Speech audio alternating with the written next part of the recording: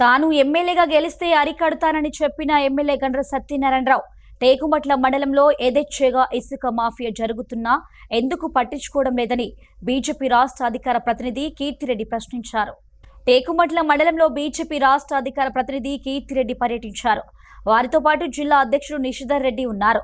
గత బీఆర్ఎస్ ప్రభుత్వ హయాంలో ప్రస్తుతం ఉన్న కాంగ్రెస్ హయాంలోనూ ఇసుక దందా యథావిధిగా కొనసాగుతుందని విమర్శలు చేశారు. రాఘవరెడ్డిపేట, టేకుమట్ల, బోర్నపల్లి, ఆసిరెడ్డిపల్లి, ఎంపేడు గ్రామాల నుండి అక్రమ ఇసుక రవాణాను పూర్తిగా అరికట్టాలని డిమాండ్ చేశారు. ఇది ఖనిజాలకు పేరు పెట్టినటువంటి జిల్లా. ఇక జిల్లా కేంద్రంలో కనుక చూసుకుంటే బొగ్గు, ఆ తర్వాత గన్పూర్ మండలం కనుక వస్తే కరెంటు, జెన్కోలా, ఇటు టేకుమట్ల, మొగులపల్లి మండలంకి వస్తే ఇసుక. ఇట్లా ప్రతి దగ్గర కూడా ఇప్పుడు షాంపేట ఇటు మండలం పోతే నీళ్లు. ఈ విధంగా ప్రతి దగ్గర కూడా అన్ని హంగులతో కూడుకున్నటువంటి జిల్లా ఇది. ఈ జిల్లా ఏర్పడినప్పటి నుంచి ఇక్కడ ఉండేటువంటి ఎమ్మెల్యేలు, గత ఎమ్మెల్యేలు, స్పీకర్ గారి దగ్గర నుంచి మొదలు పెట్టుకుంటే రమణారెడ్డి గారు, ఆ తర్వాత ఇప్పుడు వచ్చినటువంటి సత్యనారాయణ, అప్పటి నుంచి ఇప్పటివరకు మొదలు పెట్టుకుంటే యథేచ్ఛగా ఇసుక దందా సాగుతూనే ఉన్నది. ఇప్పుడు రమణారెడ్డి గారు ఉన్నప్పుడు ఇసుక లారీలు పోతున్నప్పుడు ఎన్నో యాక్సిడెంట్, ఇదే రోడ్ల మీద ఎన్నో యాక్సిడెంట్ జరిగినాయి. ఇసుక లారీల కింద ఎంతోమంది వాడి చనిపోయినారు. వాళ్ళ కోసం మేము ఇక్కడ ధర్నాలు చేసి కేసులు కూడా అయినాయి. అప్పటి నుంచి ఇప్పటి వరకు ఈ ఇసుక దందా అనేది మాత్రం మారలే. నాయకులు మళ్ళీ ఎవరు అంటే మళ్ళీ వాళ్ళే, ఓన్లీ రాజే మారుతున్నారు. కింద సామంతులంతా సేమ్. రాజు ఖజానా నిండాలి, రాజుల ఖజానా నిండాలంటే కింద సామంతులు పనిచేయాలి. మళ్ళీ సామంతులు ఎవరంటే అప్పుడు రమణారెడ్డి కింద ఎవరైతే ఉన్నారో నాయకులు, అదే నాయకులు ఇవాళ సత్యనారాయణరావు కింద. అప్పుడు రమణారెడ్డి గారి ఖజానా నింపిర్రు, ఇప్పుడు సత్యనారాయణరావు ఖజానా నింపుతున్నారు. ప్రతి మండలానికి, ప్రతి మండలాధ్యక్షునికి ఒక కోట. ఇవాళ టేకుమట్ల మండలాధ్యక్షుడికి, ఎందుకంటే ఆయన సొంత మండలంలో ఇసుక దందా నడుస్తుంది కాబట్టి ఆయనకు సపరేట్గా, ఆయన ఇటు కాన్స్టిట్యున్సీ నుంచి కూడా కొట్టాడు ఇసుక. డైరెక్ట్ ఎటు నుంచి ఎటు పోతాయనా లారీలు?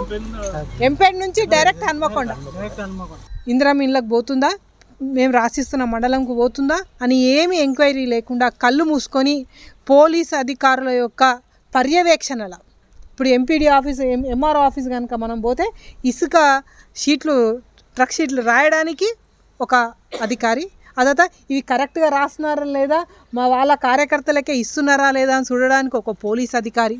ఇట్లా ఒక ప్రభుత్వ అధికారంలో ఒక సిస్టమ్గా ఏర్పాటు చేసుకొని ఇవాళ జయశంకర్ భూపాలపల్లి జిల్లాలో ఇసుక దందా నడుస్తుంది.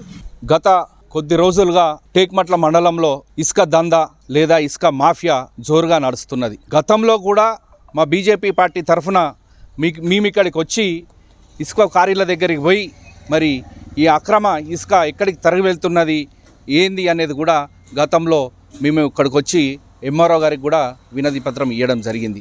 మేము బీజేపీ పార్టీ తరఫున ఒకటే డిమాండ్ చేస్తున్నాం, ఇక్కడ ఉండబడినటువంటి ఇసుక కారీలు ఏవైతే ఉన్నాయో, ఇసుక ఎక్కడి నుంచి అయితే తరలి వెళ్తున్నదో, మరి ఇక్కడ ఉండబడినటువంటి ఎంఆర్ఓ గారు కానివ్వండి, మరి జిల్లా కలెక్టర్ గారు కానివ్వండి, దాని మీద మరి వారు ఏం యాక్షన్ తీసుకుంటారని మేము ప్రశ్నిస్తున్నాం.